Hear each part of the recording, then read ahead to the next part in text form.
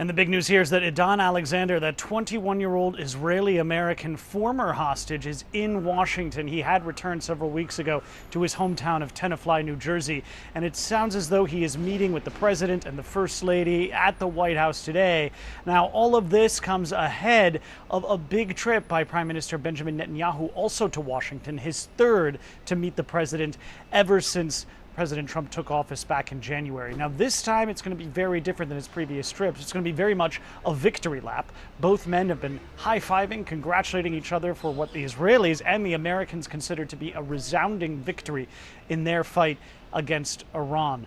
Now, even though there is a lot of discussion about just how devastating those attacks against those Iranian nuclear sites were, the Prime Minister of Israel and President Trump are both saying that they were victorious and that now is the time to push ahead for some sort of ceasefire in the Gaza Strip that would free those remaining thought to be a couple dozen hostages. Now, we have been hearing that there is an agreement on the table. The Israelis have accepted it, and we're waiting for Hamas to approve. Hamas has already indicated that they would be interested and amenable to a deal that would release, it sounds like, according to media reports here in Israel, about 28 of those hostages in return for what sounds like a 60-day ceasefire. Now, whether or not this comes to fruition, we've been here before. We've seen the negotiations reach to this level.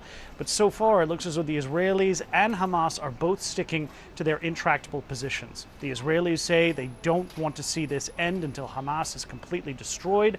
Hamas has said that they're willing to release all of the remaining hostages, but only if the Israelis end the fighting in the Gaza Strip and withdraw completely.